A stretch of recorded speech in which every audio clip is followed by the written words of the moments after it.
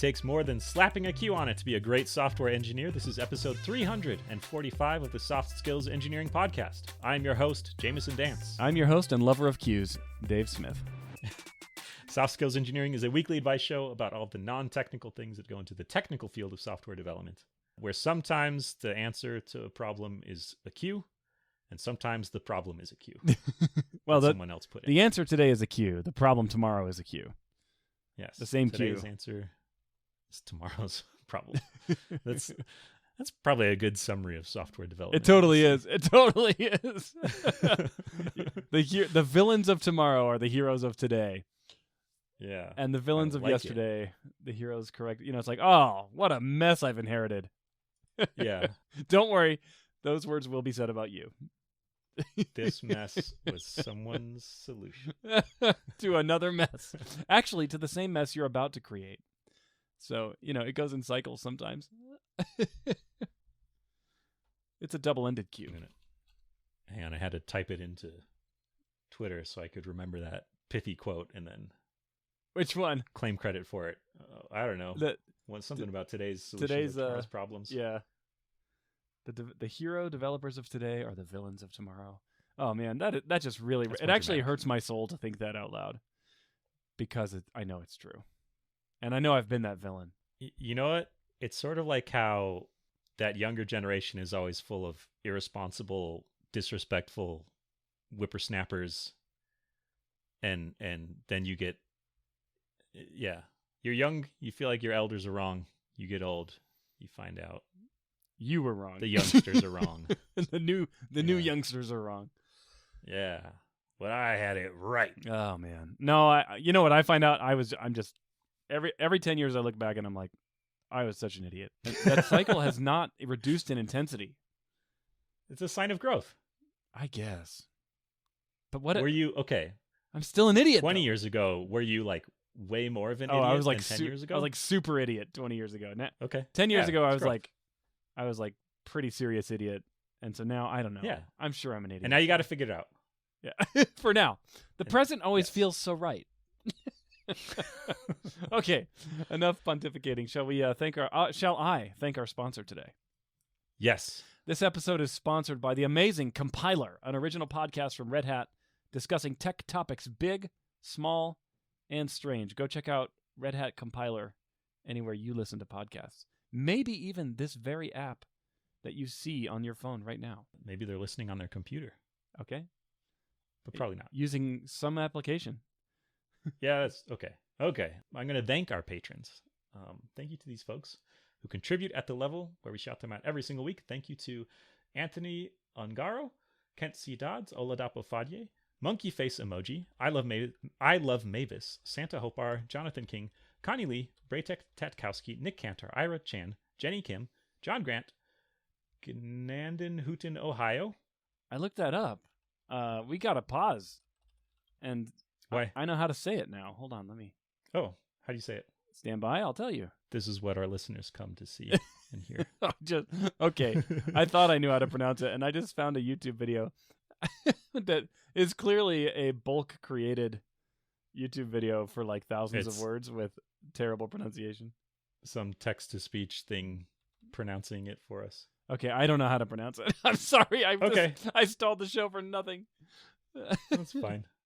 I will forge ahead. I can't remember where I stopped. Kyle Boss, Braden Keynes, The Stochastic Parrot, Valentin at Datafold, Cody Sale, Noah Fraser Logue, Will Angel, Travis Sanders, Ringa, Andreas Reales, Alice Jost, Nick Hathaway, Craig Motlin, Owen Shartle, testingisdocumenting.org, patreon.com.au, we're hiring, and Philip John Basile. Phew. Feels good that that's a long list to get through. Thank you. We appreciate your support. It keeps the show going. It pays for expenses like putting it on YouTube where you can find us. Some people like to catch podcasts there if you want to see me swivel in my chair for half an hour while I talk. Yep, that's true. And if you want to join this group and help support the show, you can go to softskills.audio, click support us on Patreon. Any amount will get you an invite to our Slack team, and any amount at the tiers specified on Patreon that I can't remember will get you to have us say words. That's right. The more trolling, the better. All right, shall I read our first question? Oh, yeah. Okay, this comes from an anonymous listener who says, I have around 14 years of experience and was recently promoted to a head of engineering role. I'm now leading an engineering department of around 75 people. I've become increasingly hands-off with coding, and it's been at least 2 to 3 years since I wrote code regularly. My role is completely hands-off technically. I'm questioning whether this is the right role for me. I want to be more hands-on, but I worry my skills are now so rusty that I'd have to start over and spend all my spare time learning to code again. Do you think it's realistic to get back to a hands-on engineer role at this point? Have you seen it done successfully before? And does walking away from this leadership role make it harder to potentially take on other leadership roles like CTO in the future? I have some good news for you. What is it? I'm 7 years ahead of this person in experience, and I've done exactly what they're asking if it can be done. Yeah. That's like I was reading proof. my own LinkedIn profile or something. Yeah. So you're running a big engineering group. I guess big is relative. An engineering group, roughly the same order of magnitude as same number of digits. This question. Yes. As 75. And then you went into a individual contributor role. Yeah. So I had done people management for a couple of years, and then I went and became an individual contributor at a mega tech co for 4 years, and then I came back into the people management, and now I'm a CTO, doing some people, some technical. Yeah. So can it be done? Yes. We have one data point. It is possible for at least one person. How was that? Were you still writing code when you were before you went back to being an IC? Not exactly, but yes and no. So I almost never wrote production code, and I was never on any critical path for delivery of code for any of the teams. But I would write, and continue to do this in my other people management roles. I would write what I call supporting code, which is like not in the product, not customer facing, but gets things done internally. You know, things like moving data around, creating dashboards that help us manage teams, things like that. And that kept my skills sharp enough that I wasn't completely distant. Although I must admit that when I get back into code nowadays, I write code a little different than than people do. And I look at it sometimes and I go, oh, like I'm starting to see sample code that's unfamiliar to me in languages that I know well because the languages have moved, you know? So, yeah. But it did keep me sharp enough to pass an interview at a mega tech co. But that required a lot of hours. And I think that's probably the answer to this other question is, am I going to have to work really hard to get back into an IC role? For me, yes. I spent many, many hours prepping for that. And I think you probably will have to as well. But that's kind of true even if you're an IC, though. But more so if you're not. Maybe I'm 7 years behind this question asker then, because I haven't. I've been in IC, then moved into people management several years ago. I haven't moved back to IC. I don't know if I ever will. Maybe I will. I haven't done it yet. That's because you're so good at the people management, right? Like, you know, or you just love it, or because I was so bad at being an IC. There are all kinds of explanations. Oh, is the Peter principle at play here? Potentially, yeah. Wait, no, you have to be good as an IC to get promoted out of it. Yeah, that's true. I was writing a fair amount of code for a while still at the beginning of, not the beginning, but earlier. I've not written a ton of code recently, but I still do read a lot of code. Yeah. And that's a good idea. skill, but it feels relevant. It's mostly to contribute to design discussions, or if I can help resolve a disagreement where they need like a tiebreaker or something like that. But I have tried to write code, and I've noticed it is a lot harder for me to just sit down and like bang out a solution to a problem. It's harder to get started. That's exactly what I was going to say. It's like, oh, there's like a 4-hour process to get your environment all set up and get everything running. If I could just make this one line change, I'd be fine. But it's like the 4 hours leading up to that are the killer. Oh, mine isn't even the environment stuff, although that is a killer. Wait, no, I have written code at this job. Yeah, I've written a mild amount of code, but it's mild as opposed to spicy. Yeah, it's not often enough that my workflow is like down pat with going through our CI and testing it locally. And yeah, I think people underestimate the amount of effort it takes to stay on top of all that stuff as a developer. Like that's a lot of your day, just keeping everything running on your machine. And like you said, the CI and stuff like that, was a lot going on. For me, even a bigger barrier than that, though, has been just like the brain space of sitting down and writing the code to solve a problem. I feel like it takes me, I need to take like a running start at it, where before I felt like I could just decide I'm going to write some code to do this thing and then do it. And now I have to sit down and think I'm going to write some code to do this thing and kind of like attempt it a few times. Yeah, I don't know. I can feel myself certainly being less fluent with it. But what is my point here? I think I could still get an IC role if I wanted. I do wonder how senior of an IC role would I be able to get. I feel like I have a lot of organizational and design and kind of the non hands on the keyboard skills have been exercised heavily, but hands on the keyboard is a big deal if you're an IC. Yeah. And I think that part is certainly weaker. So I do wonder, like, would it feel like kind of a demotion or something instead of a role change? It certainly did for me. When I went from an IC, from my role, I was a director of engineering. I was managing probably like 40 to 50 people. And then I went to an IC role where I was a tech lead on a team of like 8 or 10 people to start. Mm-hmm. But I was making a lot more money. And so I just didn't care. Yeah. Maybe that's the key. It totally was the key. In fact, that company, that was their whole strategy, I'm convinced, is take people who have experience dealing with much bigger problems and much bigger scope and give them small scope and small problems, but pay them much more, and your problems will be solved very well. Small problem, big money. Big money and big experience for the problem. Yeah. So what about, does it make it harder to take on a leadership role like CTO in the future? I haven't been through this personally, but my gut feel is no. I feel like it'd be I don't know. I think it'd be a nice thing, not a requirement certainly, but it'd be a nice thing to see that like this person is still in touch enough. I actually think that an ideal career for many people is bouncing back and forth between leadership and individual contributor every few years. And I say that because in my experience, the leaders that I enjoyed working for the most are people who really had good technical chops and they could really converse with me about my day-to-day work. And I thought they could probably do a better job than me, you know? And so, and I'm not saying that's me right now for my team members, but I did appreciate that a lot. And so being able to bring that, I think is great. But also having, you know, it's like, look, I didn't just step into the people management thing yesterday, right? Like I've got some years under my belt. So I'm also reasonably skilled there. So I don't know. I kind of like that. And I don't see any reason why you can't make a very successful career doing that. I want to shout out episode 195 when we had Charity Majors on as a guest, I think. Is this the right episode? If not, Charity will be deeply offended. She has a blog post about that very topic called The Pendulum or the Ladder. Talks about that kind of in-between space where you maybe swing back and forth between senior IC and sort of line level manager as a really nice, happy place for a lot of people. Yeah, cool.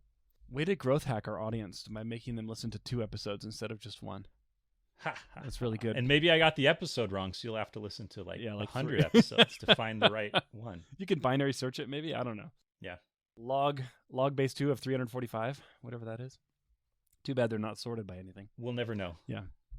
Yeah. So like perfectly legitimate career track. I don't think you'll have any problem jumping back in. Probably will take some work, and I love it for you. And I think you should give it a shot. Yeah, especially if you know like this is what I want to do. I mean, that's a pretty powerful reason to do a thing. Or if you know, I don't want to be a people manager anymore. That was kind of where I was a little bit. Yeah, the first time. I kind of wonder how I'd hack it, but I definitely enjoy what I'm doing. But yeah, the motivation of like I don't like this. I want to do the other thing that seems like a good thing to follow. Have you heard about the podcast from Red Hat called Compiler? Yes, Red Hat Compiler just launched a new series called Reroll, where they describe different jobs in a software company, starting with the CTO, then architect, and more. They've not mentioned the Office Prankster yet, which is a miss on their part. It's an essential role at any startup. That's true. They also have a series on software technology stacks describing databases, programming languages, front-end frameworks, back-end technologies, and even test frameworks. It's a pretty cool series. Compiler comes to you from the makers of Command Line Heroes and is hosted by Angela Andrews and Brent Simino. Listen to Compiler on Apple Podcasts or wherever you listen to podcasts. We'll also include a link to this show in our show notes. All right, should we read our next question? Yes, please do. This is from a listener suspiciously named Hypothetically Anonymous. Yeah. Sus. Hypothetically speaking, let's say you were pretty sure layoffs were coming to your company, even though they say they are cutting costs everywhere else so that they can avoid layoffs. Now, let's say that hypothetically, in anticipation of this, you took some interviews and received an offer from a company that you believe will ride out the upcoming economic downturn fairly well, and hypothetically, you accepted the offer. Would you go to your manager and offer to take a voluntary severance, and in doing so, would you let them know you had something else lined up, or would you leave that out and present it as just taking your chances while your severance checks were coming in? Thanks for doing what you do. Do you remember that episode of The Office where Michael, what is it? Someone comes in and says, "I quit," and the boss says, and he fires him. You can't quit. You're fired. Yeah. And then calls his boss to brag about how good of a job he did, and his boss says, "Michael, now we have to pay them severance." That's what I thought of here. Yeah. From the other side. I'm pretty sure I worked as a high schooler at a dry cleaner, and I had a boss there who the only way I can explain their behaviors is to assume they were trying to get fired to collect unemployment. Oh boy. So some people do this on purpose, I guess. I don't know. I think there's a name for that. I think it's called fraud, but in space law we have a different word for that. And we won't tell you what it is. Well, it's not pronounceable over human audio, so even if I said it right now, it wouldn't come through because the MP3 encoding can't encode it. Well, there's no air in space, so you can't count on sound. That's right. How do you pronounce a radio wave? That's right. I mean, radio waves, if we're talking very primitive, of course. So, what do you think? Should you go for it? This one is interesting. I think it's very timely right now because if your company is saying out loud that we're cutting costs to avoid layoffs, I think there's a good bet that layoffs are coming. Not all the time, not every company, but right now, every tech company I know of is cutting costs. Like, I'm not aware of any that are like, yeah, we're firing on all cylinders. We're going to hire 100 people this year. It's just not happening. Yeah. And so there's a good chance it's coming, but if someone on my team showed up, and by the way, I'm not doing layoffs, just so you know, but we are cutting costs elsewhere. Just kidding. But if someone on my team came and said, "I've accepted another offer, and I'd like you to fire me so I can get severance," I would say, enjoy your other offer. Your resignation has been accepted. But I would not pay severance. Yeah. Because the whole point of severance is to bridge the gap until you get your next job. I thought part of it was to not get sued, too. Yeah, yes, it's to convince the team member to sign a non-disparagement or non-whatever agreement, whatever the terrestrial law is on that one. Yeah, that makes sense to me. And yeah, what incentive would you have to say, okay, we'll give you a bunch of free money? Yeah. But is it unethical to say, is voluntary severance an option without saying, I have another job lined up? I mean, some companies will throw that out there, but and I've heard of it, where they say, we're looking for volunteers to leave the company. We'll pay you XYZ dollars.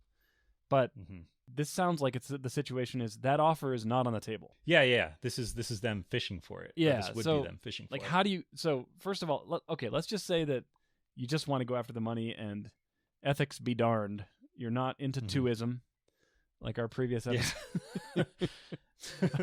which I can't even remember what that means, but I know it was sound philosophy. Yes. Then, maybe you could go and ask, hey, listen, we're trying to cut costs. And if you're quite certain you're going to go take this job, you could say, look, is the company considering a volunteer layoff plus severance package as one of its cost-cutting measures? Mm-hmm. That's a question you could ask, I think. Jamison, do you agree? If you didn't have another offer lined up, or if you did? No, if you did. So you've got the offer in hand, you're ready to go. Or if you didn't, either way, I still feel like that's a question you could ask. Ethically, it's a little bit on the edge for me. I have an endless supply of guilt. So I feel like I would reach into that guilt well, and I'd feel bad about trying to extract money from this company. But I could see how someone could think like, I don't know, if this is going to help improve their situation, then you're exchanging money for value. So maybe I don't know. They're purchasing your signature on an agreement as well.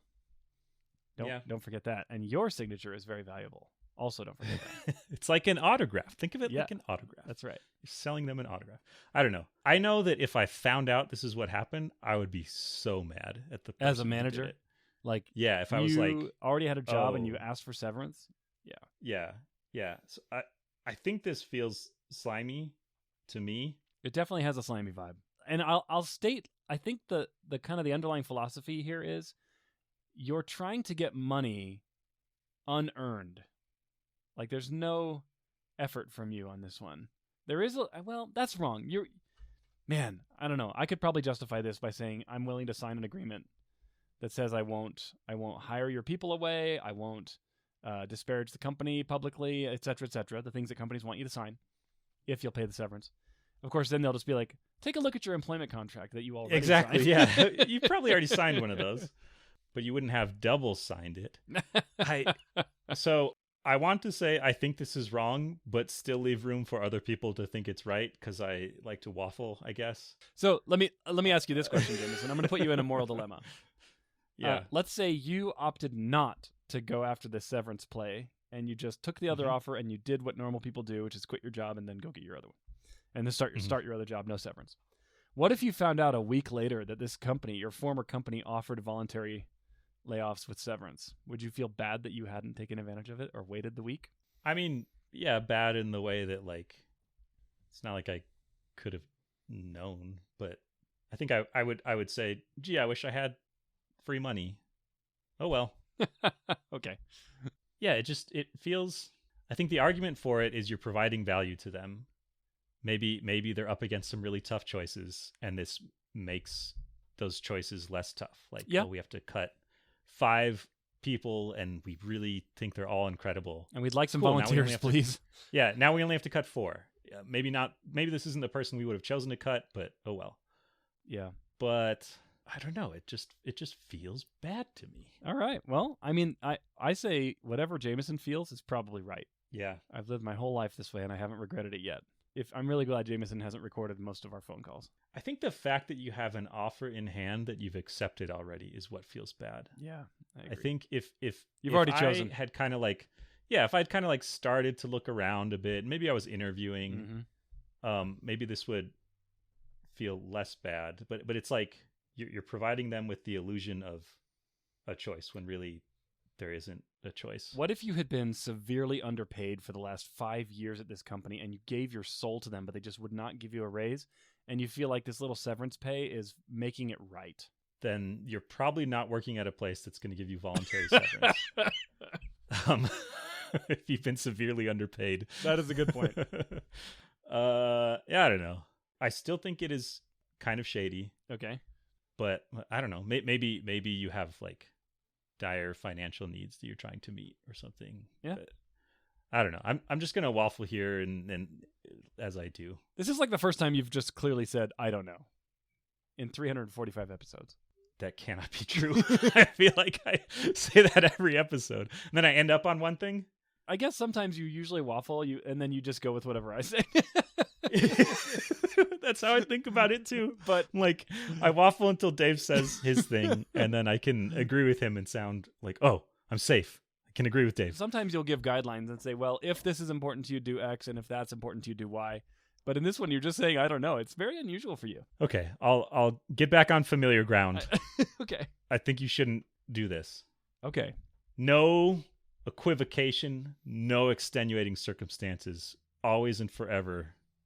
Don't do it. Can I throw some what ifs at you? The least waffly I will ever be. Yeah. I'm just kidding. I didn't have any. I Please. just wanted to mess with you a little bit. Reality is complex, and you're listening to most likely strangers give, let's say, off the cuff advice. So what I want to say is I think this is wrong, but nobody can get mad at me. Okay. So I think it's wrong, but the most important thing to me is not to hurt anyone's feelings. Yes. Okay, got it. Yeah. It's firm moral fiber. Yeah, exactly. Yes, that's what I got. Okay, well, and I'm saying go extract every penny you can out of this company, even if it means they go out of business and all your coworkers lose their jobs as a result. That's another thing. Like maybe how do I put it? If you extract expensive severance, maybe more people will be affected by layoffs than if you had just left to go to your other job. So do your team a favor and just leave and stop getting paid. But then again, yeah, like I don't know, is it your job to do a favor for your company? I think some folks would argue no. They give you money in return for services. That's right. No, I'm waffling again. Hang on. Undo all that. Don't do it. Okay, don't do it. So the conditions of your recommendation are, if you already have a job offer which you have accepted, it would be wrong to ask for severance or to take severance in that condition. However, I will say, if they just happen to fire you before you told them that you've got the other offer and severance is part of the package, I would take it. I wouldn't go ask for it. I would too. Yeah, if it were offered. I agree. So to you, the moral crossing the ethical line is asking for it when you already know you have a job lined up and secured. I think so. Okay. Yeah. It's beautiful. You have a beautiful mind. Thank you. I love seeing inside Jamison's mind through the words he says. I appreciate it. If you want to see more inside my mind or hear firm advice full of backbone and strong moral fiber, what do these people do if they want that, Dave? Go to softskills.audio and click the Ask a Question button where you can fill out our form. And we have to say thank you to everyone who fills that out every week. We love you. We love your questions. Keep them coming. Just try your best to put Jamison in an uncomfortable ethical dilemma. I lived in an uncomfortable ethical dilemma. Thank you. We'll catch you next week.